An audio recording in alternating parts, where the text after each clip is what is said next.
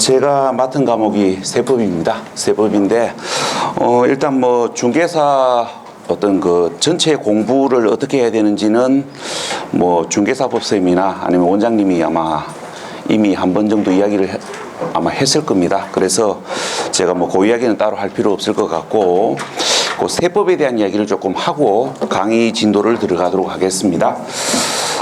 여러분들이 저하고 1년 동안 세법을 공부하셔야 되는데 여러분들이 공부하셔야 될 세법은 부동산 관련 세법이에요. 그러니까 부동산 관련 세법인데, 자 그러면 부동산 관련 내용이 이제 어떤 내용이 있는지 그 이야기를 조금 하고 우리가 이제 이론 강의를 들어가도록 하겠습니다. 잠깐만요. 예. 자 그럼 우리가 이제 부동산하고 관련되는 세법은 우리가 이제 세 가지로 우리가 이제 구분이 됩니다. 우리가 이제 부동산을 취득했을 때 부과되는 세금이 있고, 보유 단계에서 부과되는 세금이 있고, 양도 단계에서 부과되는 세금이 있어요. 그럼 이제 어떤 세금이 부과되는지 이제 전체 이야기를 한번 우리가 설명을 드려보면, 자 이렇게 이야기를 한번 해봅시다. 자 우리가 이제 상가를 취득을 해가지고 보유를 하고 있다가 언젠가는 양도를 하게 될 겁니다. 자 그러면 우리가 이제 부동산을 취득했을 때, 자 부동산 취득 단계에서 부과될 수 있는 대표적 조세는 취득세입니다. 자 그럼 여기서 이제 하나 확인을 하나 해봅시다. 우리가 취득세는 취득한 재산에 대해서 부과되는 세금입니까? 아니면 재산을 취득한 사실에 대해서 부과하는 세금입니까? 그 말이 그 말 같지요? 근데 이게 가급적이면 구분을 좀 하셔야 돼요. 자 그런데 이게 여러분들이 우리가 여러분들이 느끼는 세법하고 실제 법하고 다른 경우들이 들어 있어요. 그중 하나가 이겁니다. 그러니까 우리가 느낄 때는 취득한 부동산에 대해서, 취득한 재산에 대해서 취득세가 부과되는 걸로 느껴요. 그럼 우리가 그렇게 느낀 거고, 우리가 세법상 기준은 각종 재산을 취득한 사실에 대해서 취득세를 부과하는 거예요. 이게 우리가 세법상 기준입니다. 자 그러면 우리가 이제 부동산을 취득한 사실에 대해서 취득세가 부과되는데, 자 이 취득세는 우리가 취득 원인에 따라, 그러니까 취득 원인에 따라 달라집니다. 첫 번째 뭐가 달라지냐면은 세율이 달라져요. 그러니까 부동산을 취득한 원인이 매매에 의한 취득이냐, 상속에 의한 취득이냐, 증여에 의한 취득이냐, 취득한 원인에 따라 부동산 취득 시의 취득세 세율이 달라집니다. 그러니까 어떻게 달라지는지는 우리가 이제 취득세 파트 가가지고 우리가 자세히 설명드리도록 하고, 오늘은 이제 요약에만 이야기를 해볼게요. 그러니까 취득 원인에 따라 세율이 달라지고, 그 다음에 이제 뭐가 달라지냐면은 취득 원인에 따라 취득과 관련해가지고 부과될 수 있는 세금 종류가 달라져요. 요 이야기를 오늘 기초 개념으로 좀 잡으셔야 됩니다. 자 그러면 우리가 예를 들어서 봅시다. 우리가 이제 부동산을 취득한 원인에 따라 우리가 취득 단계에서 부과될 수 있는 세금 종류가 달라지는데, 단순 설명하면 대가를 지급하고 우리가 유상 취득하느냐, 예를 들어서 매매에 의하여 취득했느냐, 그러니까 대가를 지급하지 않고 무상 취득, 구체적으로 상속 또는 증여에 의하여 취득했느냐에 따라서 취득 단계에서 부과될 수 있는 취득 관련 세금의 종류가 달라져요. 우리가 이제 매매에 의하여 취득하면 취득한 사실 그 자체에 대해서 취득세 정도만 부과됩니다. 근데 정확하게 이야기하면 취득세만 부과되는 게 아니고 우리가 취득세에 따라 붙는 세금이 있습니다. 우리가 취득세에 빈대 붙는 세금이 있다고요. 그러니까 우리가 농어촌 특별세가 빈대 붙고 지방교육세가 빈대 붙기 때문에 실제로는 농어촌 특별세, 취득세도 함께 부담하셔야 되는데, 요 이야기는 우리가 잠시 후에 조세 분류 파트에서 따로 자세히 보도록 하고 그냥 대표적 조세만 이야기를 해볼게요. 우리가 대가를 지급하고 유상 취득하게 되면 취득한 사실에 대하여 취득세 정도만 부과됩니다. 자 그런데 우리가 대가를 지급하지 않고 무상 취득하게 되면, 자 예를 들어서 상속에 의하여 취득하면 상속에 의하여 취득한 사실에 대해서 취득세가 부과되고, 상속받은 재산에 대하여 상속세가 별도로 부과돼요. 그래서 상속에 의하여 취득하면 취득세도 부담하셔야 되고 상속세도 부담하셔야 됩니다. 자, 그 다음에 증여도 마찬가지예요. 우리가 증여에 의하여 취득하면 우리가 증여에 의하여 취득한 사실에 대하여 취득세가 부과되고 증여받은 재산에 대하여 증여세가 별도로 부과됩니다. 그래서 증여에 의하여 취득하면 취득세도 부담하셔야 되고 증여세도 부담하셔야 돼요. 요 정도 이야기는 알고 세법을 시작하셔야 됩니다. 자, 그다음에 우리가 부동산을 취득한 사실에 대해서 부과되는 세금은 취득세고, 그다음에 이제 취득한 부동산을 내 이름으로 표시를 하셔야 되죠. 우리가 취득한 재산을 내 것으로 표시하는 걸 우리가 뭐 한다 합니까? 취득한 재산을 내 거라고 표시하는 것. 우리가 부동산은 등기한다 그러고 차량, 기계, 장비, 선박 이런 것들은 등록한다 그래요. 자, 그러면 우리가 이제 취득한 부동산을 내 이름으로 등기를 하거나 취득한 차량을 내 이름으로 등록했을 때 등록에 대해서 부과되는 세금이 등록면허세입니다. 그러니까 취득 사실에 대해서 부과되는 세금이 취득세고 등록 사실에 대해서 부과되는 세금이 등록면허세예요. 자, 그러면 물어봅시다. 우리가 부동산 취득에 관한 등기에 대하여 등록면허세를 부과할 수 있다, 없다? 요게 우리 시험 29회 때 문제 아닙니까? 부과할 수 있다, 없다? 뭐 고민됩니까? 뭐 고민을 하십니까? 뭐 오늘 시험 보는 날도 아닌데 그냥 찍으시면 되지. 자, 요걸 일단 설명을 하기 전에 자, 요 이야기부터 좀 해봅시다. 여러분들이 앞으로 민법 시간에 요 이야기는 민법 시간에 공부가 진행되는 부분들이기 때문에 요 이야기는 그냥 설명만 들으시고 정확한 건 민법 시간에 정리하시고 뭐 세법은 이렇게 따로 필기하실 필요는 없습니다. 앞으로 이제 민법 시간에 여러분들이 이제 뭘 공부하실 거냐면은 취득을 공부할 거예요. 우리가 민법 시간에 그러니까 취득의 형태를 공부하게 될 건데, 자, 우리가 민법에서 우리가 매매라든지 상속이라든지 증여라든지 신축은 민법에서 취득으로 봐요. 자, 그런데 증축이라든지 대수선 이런 것들을 민법에서는 취득으로 보지 않습니다. 자, 그러면 민법상 취득에 해당하느냐, 민법상 취득에 해당되지 않느냐에 따라서 뭐가 달라지냐면은 등기가 달라지는 거예요. 우리가 민법상 취득에 해당되면 등기부에 무슨 등기 합니까? 취득에 관한 등기. 그게 뭐예요? 소유권 등기 아닙니까? 우리가 원시 취득에 해당되면 소유권 보존 등기하는 거고, 승계 취득에 해당되면 소유권 이전 등기하는 거고. 자, 그런데 민법상 취득에 해당하지 아니하면 소유권 등기를 하는 게 아니고 소유권 이외의 등기를 합니다. 이런 이야기를 민법 시간에, 공시법 시간에 공부하실 거예요. 자, 그러면 우리가 매매, 신축 등을 민법에서는 취득으로 보기 때문에 매매에 의하여 취득하거나 신축에 의하여 취득하면 소유권 등기를 하는 거예요. 그런데 증축이나 대수선을 민법에서는 취득으로 보지 않기 때문에 등기부에 취득에 관한 등기인 소유권 등기를 하는 게 아니고 변경 등기를 합니다.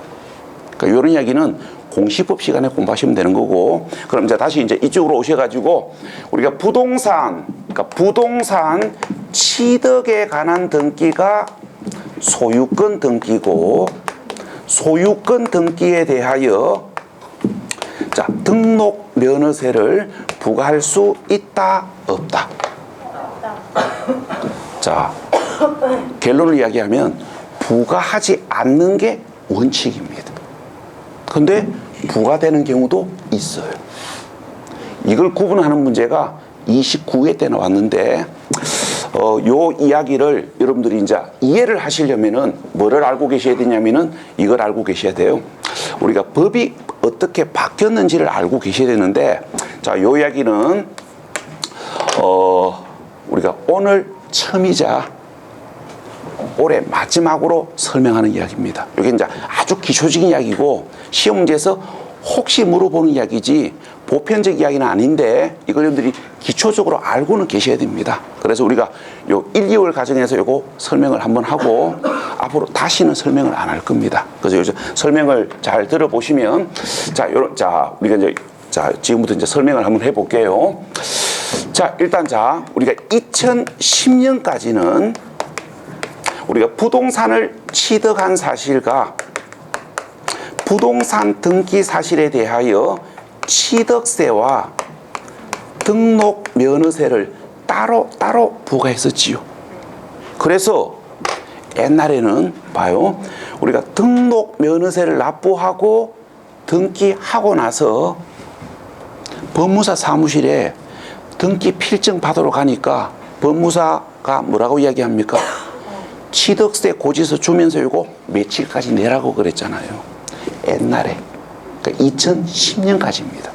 자, 그런데 우리가 2011년에 세법이 개정되면서 2011년부터는 어떻게 바뀌었냐면은 이렇게 바뀌었어요.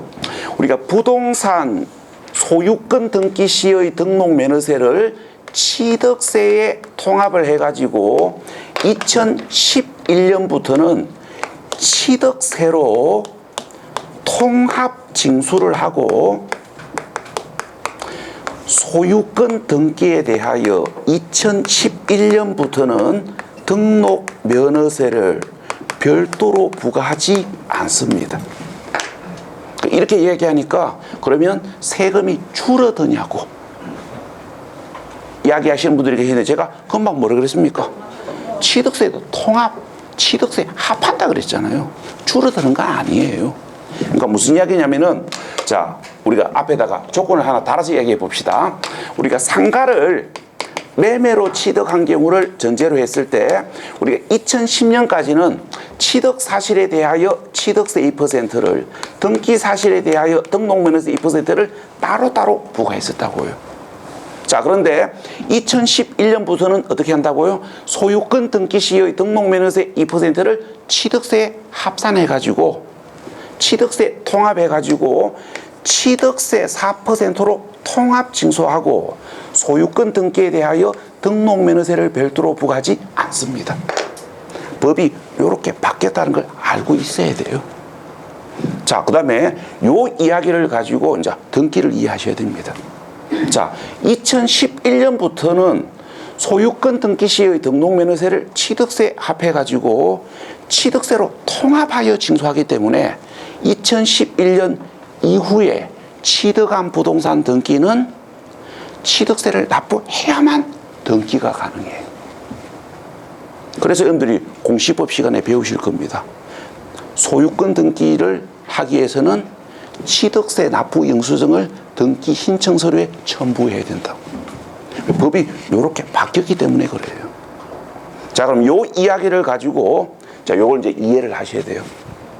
그 법이 이렇게 바뀌었기 때문에 2011년 우리가 2011년 이후에 취득하여 등기를 하면 소유권 등기에 대하여 등록 면허세를 별도로 부과하지 않습니다. 그러니까 2011년부터 법이 이렇게 개정됐기 때문에 2011년 이후에 취득하여 등기를 하면 소유권 등기에 대하여 등록면허세를 별도로 부과하지 않습니다. 자, 그런데 등록면허세가 별도로 부과되는 경우도 있어요. 언제냐면은 예를 들어서 이야기해 봅시다. 2010년 이전에 취득한 부동산을 취득할 당시 취득세만 납부를 하고 미등기 상태에서 보유를 하고 있다가 이걸 2021년에 등기를 한다고 가정을 해봅시다. 자, 그러면 취득과 관련된 세금은 이미 부가징수가 되었는데 등기 관련 세금은 아직 부가징수가 안 됐지요. 이때는 그래도 뭐 한다고요? 소유권 등기에 대하여 등록 면허세를 별도로 부과합니다. 그래서 이제 개념을 이렇게 잡으시면 돼요. 자, 이렇게 잡으십시오. 지금 취득해가지고 지금 등기하면 소유권 등기에 대하여 등록면허세를 별도로 부과하지 않지만 옛날에 취득한 부동산을 지금 등기하면 등록면허세를 별도로 부과할 수 있다. 자, 그래서 이제 여러분들은 부동산 취득 관련 조세로 취득세를 공부하셔야 되고 등록면허세를 공부하셔야 되는데 우리가 취득세에서 평균적으로 3문제 정도가 나오고요. 그 다음에 등록면허세에서 평균적으로 1문제 정도가 나옵니다. 그러니까 평균적 출제 문항수는 이렇게 돼요. 그런데 이제 작년 31회 같은 경우에는 출제위원들이 좀 장난을 쳤습니다. 뭐 때문에 그런 장난을 쳤는지도 저도 잘 모르겠는데 아무래도 출제위원들이 잔머리를 좀 굴린 것 같아요. 그러니까 어떤 분들이 계시냐면은 최근에 세법 문제가 어렵게 나오다 보니까 수험생들이 취득세, 양도소득세 2개만 공부하고 나머지는 아예 안 보고 시험장 오신 분들이 계십니다. 그분들 공인중개사 자격 안 주려고 어떻게 출제했냐면은 취득세에서 1.5문제, 등록면허세에서 2문제. 그러니까 취득세, 양도세 2개만 공부하고 나머지는 공부 안 오신 분들 당황하시라고 그런 것 같습니다. 자, 그런데 작년에 그렇게 변칙적으로 출제를 했다는 얘기는 올해는 정상적으로 간다는 얘기예요. 그래서 올해는 취득세 3개, 등록면허세 1개 이렇게 출제된다고 보시면 제가 봤을 때는 99% 맞을 겁니다. 그러니까 작년에 변칙을 했다니 올해는 정상적으로 간다는 얘기예요. 그래서 이렇게 출제 문항서는 이렇게 보시면 될 것 같고, 그 다음에 이제 취득한 부동산을 보유를 하게 되면 보유 단계에서 여러 가지 세금들이 부과되는데, 자, 일단 이제 이걸 생각하셔야 됩니다. 우리가 보유 관련 세금을 부과하기 위해서는 뭐가 필요하냐면은 조세를 부과하기 위한 가세 기준일이 필요해요. 왜 그러냐면은 봐요. 우리가 보유 관련 세금은 해마다 부과되잖아요. 그러면 보유 관련 세금을 부과하기 위해서는 조세를 부과하기 위한 기준일이 필요한 거예요. 그래서 그 기준일이 언제인지를 잡으셔야 됩니다. 언제입니까? 언제? 6월 1일. 그러니까 우리가 부동산 보유 관련 조세를 부과하기 위한 가세 기준일은 6월 1일이에요. 그럼 우리가 이걸 해석을 하면 우리가 부동산 보유 관련 조세는 6월 1일 현재 소유자에게 부과한다는 얘기예요. 자, 그런데 실제 징수, 실제 납부는 언제 합니까? 실제 납부는 언제 하냐면은 우리가 이제 재산세 기준으로, 자, 오해하실라. 자, 재산세 기준으로 우리가 건축물부는 7월 말에, 토지부는 9월 말에 징수가 이루어져요. 그래서 이제 어떤 오해가 일어나냐면은 이런 오해가 일어납니다. 갑이 소유하고 있는 부동산을 을에게 6월 2일 날 매매를 했을 때, 자, 그러면 6월 1일 현재 소유자는 누굽니까? 갑 아닙니까? 갑에게 재산세를 부과합니다. 언제? 7월 달 또는 9월 달에. 그러면 7월 현재 소유자는 을이잖아요. 그러니까 갑이 오해를 하는 거예요. 7월 달에 고지서를 보내면 갑이 뭐라 합니까? 7월 현재는 을이 소유하고 있잖아요. 그럼 갑이 구청에 전화해가지고 팔았는데 와 내가 내야 되냐고 항의하시는 분들이 계십니다. 심하신 분들은 뭡니까? 욕부터 합니다. 너가 일 똑바로 안 할래? 자기가 이걸 모르구나. 그래서 세법은 어느 정도 알고 계셔야 됩니다. 자, 일단 요거 잡으시고, 그럼 이걸 우리가 이제 실무적으로 한번 이야기를 해봐요. 자, 요 이야기를 우리가 실무적으로 좀 이야기를 해보면, 자, 이런 이야기를 한번 해봅시다. 자, 여러분들이 이제 지금부터 제가 하는 이야기를 알고 계시면 절세를 하는데 도움이 될 겁니다. 자, 이런 이야기를 해봐요. 자, 갑이 소유하고 있는 부동산을 을에게 5월 1일 날 매매하기로 계약서를 작성한다고 가정합시다. 자, 그러면 갑의 입장에서, 자, 일단은 우리가 매도자 갑의 입장에서 봤을 때 올해의 보유 관련 세금을 부담을 하지 아니하려면은, 자, 아무리 늦어도 언제까지는 돈 받으셔야 됩니까? 자, 두 가지를 생각하셔야 됩니다. 첫 번째, 우리가 재산세, 보유 관련 세금은 6월 1일 현재 소유자에게 부과한다는 것.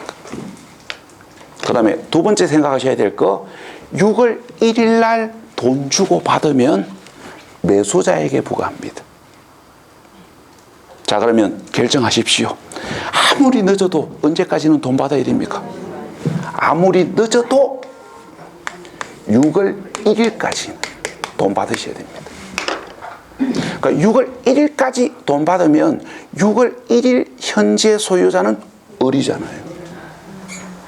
그러니까 6월 1일까지 돈 받으면 6월 1일 현재 소유자는 매수자 을이기 때문에 매수자 을에게 올해의 재산세가 부과되는 거예요. 자, 근데 이제 반대로, 자, 매수자 입장에서 봅시다. 뭐 여러분들이 매수자가 될 수도 있잖아요. 자, 그럼 매수자 입장에서 본다면 올해의 보유 관련 세금을 부담을 하지 않으려면은 몇 월 며칠 이후에 돈 주셔야 됩니까? 6월 2일 이후에 대금 지급하셔야 돼요. 그러니까 6월 2일 이후에 대금 지급하면 6월 1일 현재 소유자는 매도자 갑이기 때문에 매도자 갑에게 재산세가 부과되는 겁니다. 그래서 여러분들이 4월 달이나 5월 달에 매매 계약서를 작성할 때 매도자 입장이냐 매수자 입장이냐에 따라 대금 지급일을 잘 조정하시면 1년치 보유 관련 세금을 절세할 수가 있어요. 예를 들어 이게 한 10억 정도 한다. 그러면 재산세가 100만 원 정도 나오거든요. 그리고 잘 활용하시면 100만 원 절세하신 거 아닙니까? 오, 학원비 건졌지요. 이게 절세예요, 절세. 그래서 세법은 공부를 좀 하셔야 됩니다.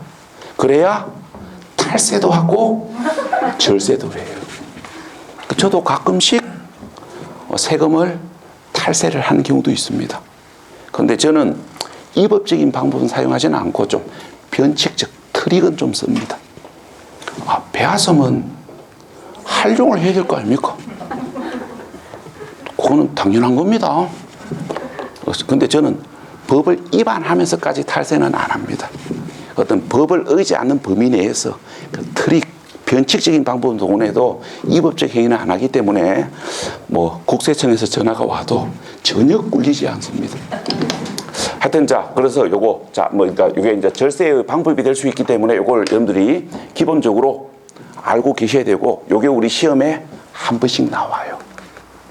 요게 시험에 이렇게 이제 매매 날짜를 던져 놔놓고 묻습니다. 뭐 계약일은 며칠이고 중도금 지급일은 며칠이고 계약서상 잔금 지급일은 며칠이고 사실상 잔금 지급일은 며칠이고 등기일은 며칠일 때 올해의 재산세 납세무자는 누구냐 이렇게 물어봐요. 그래서 이걸 여러분들이 개념을 잡으셔야 되는데, 일단 그러면서 이제 하나 물어봅시다. 그럼 이때 6월 2일은 잔금 지급일을 의미합니까? 등기일을 의미합니까? 등기일입니까? 잔금 지급일입니까? 자, 우리가 앞으로 이제 공부할 거예요. 우리나라 조세는 실질과세, 사실과세가 원칙입니다. 자, 그러면 돈 주고 받으면 사실상 소유권 변화가 일어나잖아요. 그래서 잔금 지급일이 원칙이에요. 그러니까 잔금 지급일이 원칙이고, 여기 이제 뭡니까? 조건이 붙습니다. 그러나 잔금 지급일보다 등기를 먼저 한 경우에는, 잔금 지급일보다 등기를 먼저 하면 등기하는 날 권리 변동이 일어나잖아요. 그래서 이때는 뭡니까? 등기일이 기준입니다. 자, 그런 다음에 이때 잔금 지급일은 계약서상 잔금 지급일입니까? 사실상 잔금 지급일입니까? 앞으로 이제 이걸 우리가 공부해야 됩니다. 이게 이제 돼야 6월 1일 현재 소유자가 누구인지 구분되기 때문에 이 문제 답을 찾는 거예요. 자, 계약서상 잔금 지급일, 사실상 잔금 지급일. 자, 요게 앞으로 이제 공부를 하셔야 되는데, 이게 이제 앞으로 공부를 하셔야 되는데, 양도소득세하고요, 취득세, 재산세하고 달라요. 그래서 세법이 헷갈리는 겁니다. 그러니까 양도소득세, 국세하고 취득세, 재산세, 지방세하고 다르다고요. 우리가 양도소득세는 사실상 잔금 지급일이에요. 그러니까 양도소득세는 사실상 잔금 지급일을 양도 취득시기로 봐요. 근데 취득세, 재산세는 계약서상 잔금 지급일이 원칙입니다. 우리가 취득세, 재산세는 사실상 잔금 지급일에 관계없이 계약서상 잔금 지급일을 양도 취득 시기로 보는 게 원칙이에요. 그런데 이게 단서가 붙습니다. 그러나 거래 사실이 객관적인 경우, 우리가 거래 사실, 취득 사실이 객관적으로 확인이 되는 경우, 그러니까 어떤 경우들이겠어요? 우리가 공경매로 취득했을 때, 아니면 아파트를 분양받았을 때, 이런 식으로 취득 사실이 객관적이면 사실상 잔금 지급일을 취득 시기로 봐요. 이게 이제 구분이 되셔야 됩니다. 오늘은 여기까지만 잡으십시오. 부동산 보유 관련 조세를 부과하기 위한 과세 기준이 매달 며칠인지 요거 잡으시고, 그래서 보유 관련 세금은 언제? 6월 1일 현재 소유자에게 부과한다. 여기까지는 오늘 잡으셔야 되고, 요 이야기들은 양도소득세, 취득세, 재산세 가가지고 다시 자세히 잡으시면 돼요. 자, 그 다음에 이제 여러분들이 이 부동산 보유 관련 조세를 공부를 하기 위해 가지고 우리가 이제 기초적으로 아셔야 될 이야기 중에 하나가 뭐냐면은 이겁니다. 뭐를 알고 계셔야 되냐면은, 자, 우리가 주택과 주택 부속 토지와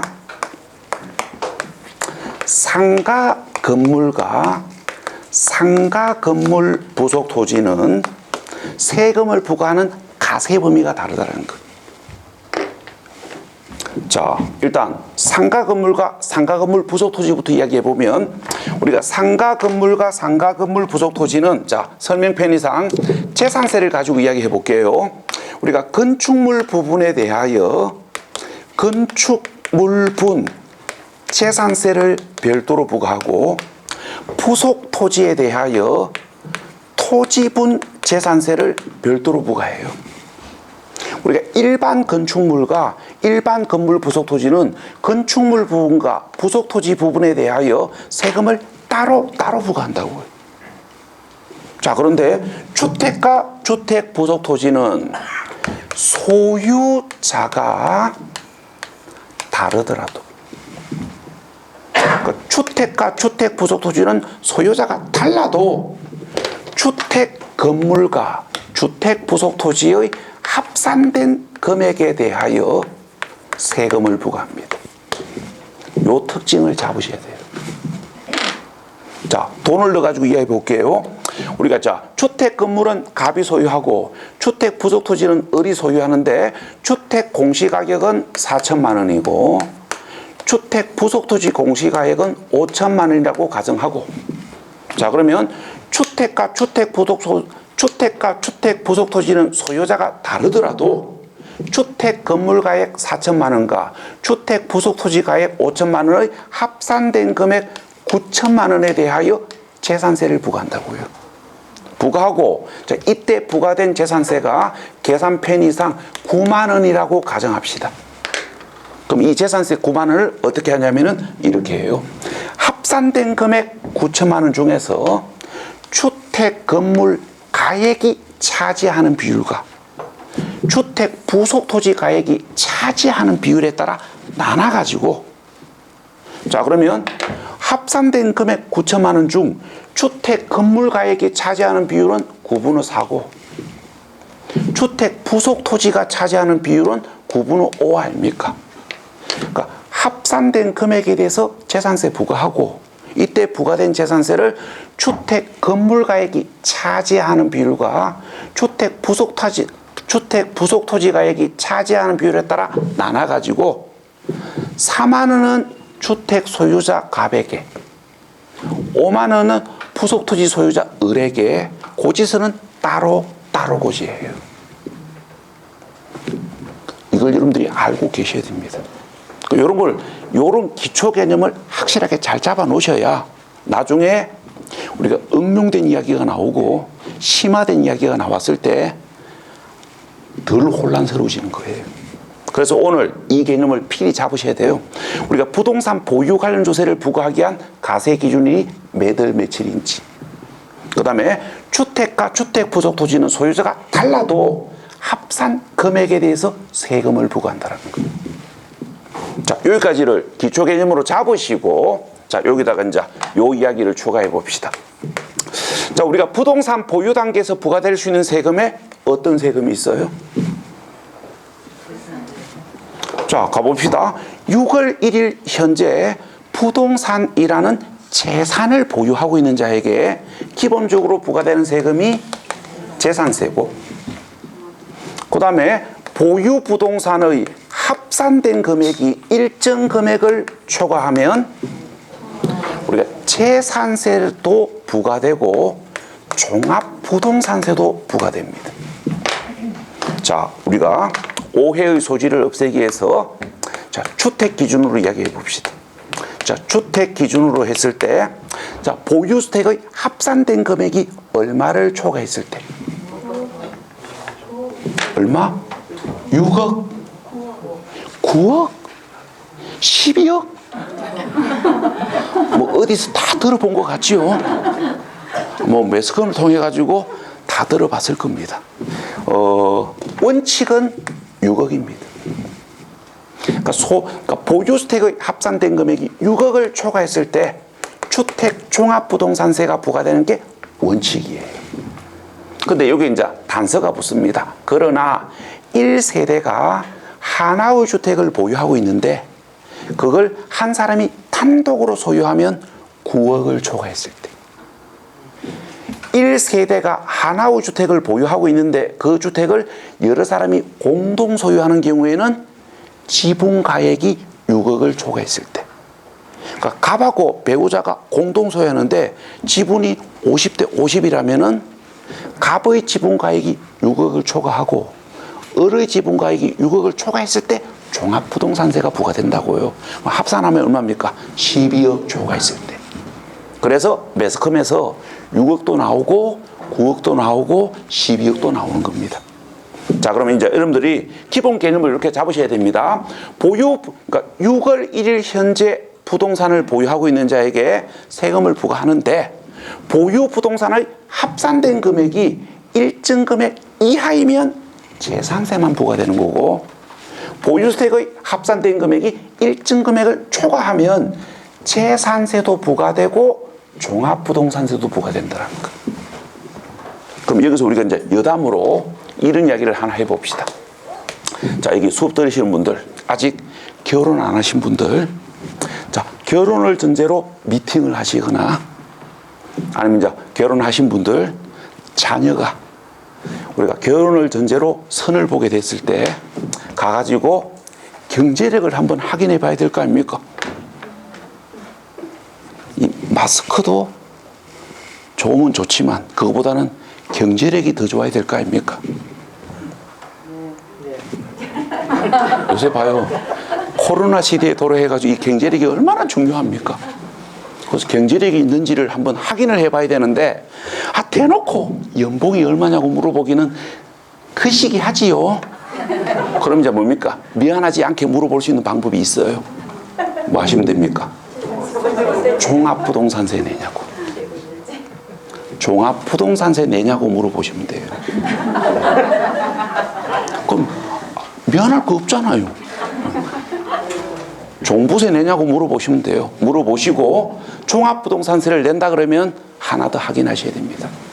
그게 주택종합부동산세인지 상가종합부동산세인지 확인하셔야 돼요. 왜?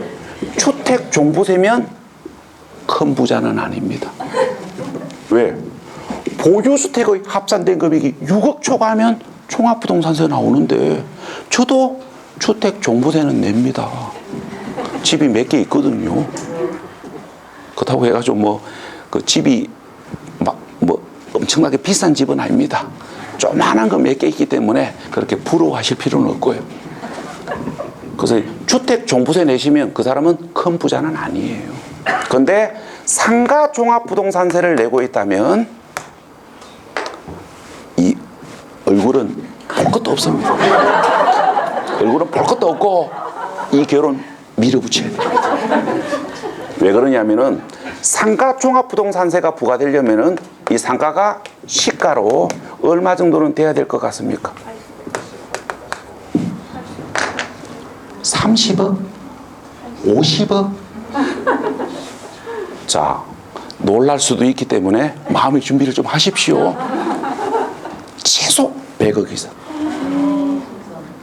근데 100억 정도 가지고는 종부세가 대부분 안 나와요. 기본적으로 최소 100억, 기본적으로 150억 정도는 돼야 상가 종합부동산세가 나옵니다. 왜 그러냐면은 그 이유가 이래요. 상가 건물은 종합부동산세 과세 대상이 아닙니다. 상가 건물 부분은 종합부동산세 과세 대상이 아니고 부속 토지만 종합부동산세를 부과합니다. 언제 부과하냐면은 상가 부속 토지 시가가 아니고 공시가격으로 80억을 초과했을 때, 시가가 아니고 공시가액입니다. 그럼 공시가격은 시세 대비 한 60% 선에서 산정이 되거든요. 많게는 80%, 적게는 40%. 평균적으로 한 60, 70% 전에서 공시가격 산정이 이루어져요. 그러면 땅값만 시가로 120억 정도 된다는 얘기예요. 건물 가격에 따지면 최소 100억, 기본적으로 150억은 넘어야 상가 종부세가 나오는 거예요. 그래서 상가 종부세 낸다 그러면 얼굴 볼 거 없습니다. 무조건 가시면 돼요. 대신에 하나는 봐야 됩니다. 성격은 봐야 됩니다. 성격이 개차반이면 아무리 돈이 많아도 힘들어요. 하여튼 웃자고 하는 이야기입니다. 근데 듣고 보니 요거 쓸만하다 그죠? 꼭 물어보십시오. 상가 종부세 내냐고. 연봉이 얼마라고 물어보는 건 실례고요. 근데 종합부동산세 내냐고 물어보는 건 제가 봤을 때 실례는 아닙니다. 자, 그 다음에 우리가 부동산을 보유하고 있는 자에게 재산세, 종합부동산세만 부과되는 게 아니고 뭐도 부과될 수 있냐면은 보유 부동산을 빌려줌으로 인하여 발생되는 부동산 임대소득에 대하여 종합소득세가 부과됩니다. 여기까지가 여러분들이 공부하셔야 될 보유 관련 조세예요. 우리가 재산세에서 평균적으로 3문제 나오고 종합부동산세에서 1문제 나오고 부동산 임대소득에 대한 종합소득세에서 1문제 나올 수도 있고 안 나올 수도 있고 출제 가능성은 50%입니다. 안 될 가능성 50%. 자, 그 다음에 내가 보유하고 있는 부동산을 언젠가는 양도를 하게 될 거고 그럼 양도 단계에서 부과될 수 있는 조세는 두 가지 부류입니다. 첫 번째, 돈 받고 팔았느냐, 돈 안 받고 그냥 줬느냐에 따라 자 부과되는 세금이 다르고 이때 부과되는 세금을 부담해야 될 자가 다르지요. 자, 왜 그러냐면은 우리가 돈 받고 팔면 양도한 자에게 양도에 따른 이득이 발생되는 경우가 보편적입니다. 그래서 돈 받고 팔면 유상양도로 인하여 발생된 양도 차익에 대하여 양도 차익의 조세를 부과합니다. 그게 뭡니까? 개인의 양도 차익이면 양도 소득세가 부과되는 거고, 법인의 양도 차익이면 법인세가 부과돼요. 근데 이제 법인세는 우리 시험 출제 범위가 아니기 때문에 몰라도 되고, 그러니까 양도소득세에서 적게는 5문제, 많게는 6문제가 나와요. 그 다음에 우리가 대가를 받지 않고 무상으로 양도하면 우리가 무상으로 취득한 자에게 조세를 부과합니다. 왜 그러냐면 봐봐요. 돈 안 받고 그냥 주면 양도한 자에게는 이득이 없고 무상으로 취득한 자에게 이득이 발생하잖아요. 그래서 무상으로 취득한 자에게 부과하고, 이때 부과되는 세금이 뭡니까? 내본 적은 없고 소문만 들어봤지요. 상속세 또는 증여세. 자, 그러면 이 상속세 증여세는 우리 시험 출제 범위가 아닙니다. 그래서 구체적 부과 기준은 몰라도 됩니다. 자, 그런데 이거는 알아야 됩니다. 상속세 증여세는 부동산 취득, 보유, 양도 중 어느 단계에서 부과되는 세금입니까? 29회 때 부동산 학개론 문제. 자, 여기서 이제 기초 개념을 정확하게 잡으신 분하고 공부를 대충 하시는 분하고 여기서 이제 차이가 나요. 우리가 대다수 일반인들은 이걸 양도 관련 조세로 알고 계십니다. 왜? 무상양도시 부과되니까. 자, 그런데 봐봐요. 우리가 무상으로 취득한 자에게 부과하잖아요. 그래서 상속세 증여세는 무상양도시 부과되지만 그 조세를 무상으로 취득한 자가 부담하거든요. 그래서 상속세 증여세는 양도 관련 조세가 아니고 취득 관련 조세예요. 요거 헷갈리시면 안 됩니다. 여기까지가 여러분들이 앞으로 공부해야 될 조세들이에요. 여기다가 이제 여기까지를, 그러니까 여러분들이 부동산 관련 조세로 이러한 조세들을 공부하셔야 되고, 여기다가 이제 뭐를 추가로 공부하셔야 되냐면은 제1편 조세 총론을 공부하셔야 되고, 조세 총론에서 세법의 기본적 내용들을 공부하셔야 됩니다. 조세 총론 파트에서 적게는 1문제, 많게는 2문제가 나와요. 여기 세법에서 16문제가 나옵니다. 자, 그러면 우리가 이제 세법을 공부를 해야 되는데 어떻게 하셔야 됩니까? 수업만 열심히 들으면 됩니까? 수업만 잘 들으면 합격합니까? 착각하지 마십시오. 수업만 잘 들어가지고는 합격 못합니다. 수업 잘 듣고 열심히 듣고 마셔야 됩니까? 집에 가서 내 공부도 하셔야 돼요. 혹시 누가 수업만 잘 들으면 합격한다고 이야기하면 여러분들 꼬시려고 한 말입니다. 누가 했는지는 제가 생각나는 사람이 있고요. 수업 열심히 듣고 집에 가서 내 공부해야 되지, 내 공부를 안 하면 절대로 합격 못 합니다. 자, 그 다음에 언제부터 하셔야 됩니까? 나중에 하면 됩니까? 나중에 하면 됩니다. 언제? 23년에. 23년에 합격한다고요. 나중에 하면 안 돼요. 그래서 공부를 올해 합격하려고 영하 15도를 날씨에 이어와 계신 거 아닙니까 지금? 올해 합격하려고, 올해 합격하려고 오늘 오셨으면 세법 공부를 나중에 하면 안 돼요. 언제 하셔야 되냐면 지금부터. 자, 봐요. 여러분들이 지금 시간이 많을 것 같아요. 8, 9월 달에 시간이 많을 것 같아요. 세법 공부할 수 있는 시간. 지금이에요. 지금은 여러분들이 2과목 아니면 3과목, 4과목 위주로 공부하실 겁니다. 지금은 대부분의 수험생들이 민법 개론 위주로 공부를 해요. 그래서 공부할 수 있는 시간 여유가, 세법을 공부할 수 있는 시간 여유가 8, 9월 달보다는 더 많습니다. 그런데 8월 달 되면 6과목 다 공부하셔야 돼요. 그러면 지금보다는 세법을 공부할 수 있는 시간이 당연히 적을 수밖에 없어요.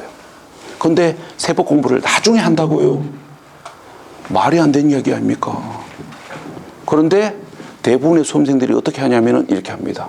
일단 1차 과목 민법 개론 위주로 공부하시고 민법 개론 조금 된다 싶으면 공법이나 중개사법 보시고 그래 하다가 이제 나중에 이제 뭐합니까? 7월달에 이제 발등에 불 떨어지면 그때사 세법을 보겠다고 이렇게 하고 있습니다. 그러면 세법이 뭐라 합니까? 22년에 보작합니다. 세법 공부 지금부터 해야 됩니다. 보면은 8월달 돼가지고 저한테 와가지고 그래요. 세법 왜 어려워요? 선생님 어떻게 하면 됩니까? 그 이야기를 와서 저한테 하소연하러 오신 분들이 계시는데 제가 마음속으로 뭐라 합니까? 뭐라 한지 압니까? 1월달에 제가 미리 하란 계십니까? 1월달부터 하셔야 됩니다. 지금이 세법 공부할 수 있는 가장 좋은 시기예요. 자, 그런데 이제 문제는 민법 개론 공부하기에도 아마 좀 시간이 부족한 느낌이 있을 겁니다. 그럼 이 부족한 시간을 가지고 전체를 한꺼번에 다 보는 건 좀 비효율적입니다. 그래서 이렇게 하십시오. 1월 달부터 4월 달까지는 일단 수업은 다 들으셔야 됩니다. 다 들으시고 집에 가가지고 세법을 개인적으로 공부하실 때는 취득세, 양도소득세, 조세, 총론 3개 파트만 개인 공부하시면 돼요. 이렇게 하시고 나머지 파트는 수업만 들으시라고요. 왜 이렇게 하셔도 되냐면은 첫 번째 이유, 부족한 시간을 가지고 이것도 보고 저것도 보다 보면 이것도 안 되고 저것도 안 됩니다. 그래서 시간 부족하니까 3개 파트만 파시라고. 그 다음에 우리가 취득세를 잡으면 등록면허세는 따라옵니다. 취득세를 확실하게 잡으면 등록면허세는 저절로 따라와요. 그래서 등록면허세는 미리 공부할 필요가 없는 거예요. 그 다음에 보유 관련 조세.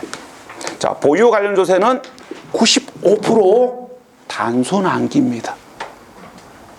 보유 관련 조세는 그냥 95% 단순 암기예요. 가세 기준이 어떻게 되는지, 주택과 주택부수 재산세 어떻게 부과하는지 이거 다 뭐 하셔야 됩니까? 다 외우셔야 돼요. 단순 암기입니다. 그래서 봐요. 1월 달부터 기억을 시작하나 7월 달부터 본격적으로 기억을 시작하나 어차피 답 찾을 가능성은 똑같습니다. 오늘 기억하면 뭐합니까? 5월 달 되면 다 까먹고 없는데. 그래서 야들은 뭡니까? 당분간은 수업만 들으시고 5월 마지막 이론 수업 들어갔을 때 그때부터 공부를 시작하셔도 안 늦어요. 자, 그 다음에 여러분들이 합격을 하기 위해서 세법 16문제 중에서 적게는 8문제, 많게는 12문제 답을 확보하셔야 됩니다.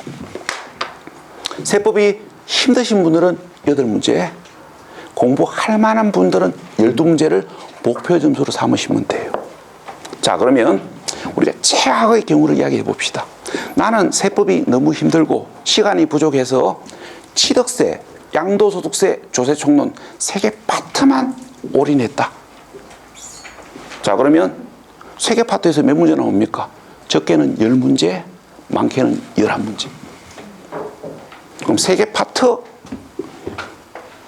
열심히 공부해가지고 3개 파트에서 출제되는 문제 10문제 중에서 7문제 내 실력으로 답 찾아내고 나머지 9문제 마시면 돼요. 3번으로 다 미시면 됩니다. 그러면 나머지 9문제 3번 다 미시면 오직 객관식이니까 최소 1문제, 운 좋으면 2문제 걸려듭니다. 그러면 정답 몇 개 찾았습니까? 9개 찾았잖아요. 합격했네. 봐요. 3개 파트만 해도 돼요. 그래서 1월 달부터 4월 달까지는 무조건 3개 파트만 보십시오. 그렇게 하시고 5월 달 마지막 이론 들어가가지고 나머지 파트 공부를 시작하시면 돼요. 대신에 수업은 다 들으셔야 됩니다. 자, 이렇게 이야기 드리고, 자, 그러면 이제 지금부터 우리가 이제 이 공부를 이제 본격적으로 시작하셔야 되는데, 잠시 휴식하셨다가 제 1편 조세 총론부터 설명을 드리겠습니다. 자, 쉬었다 할게요.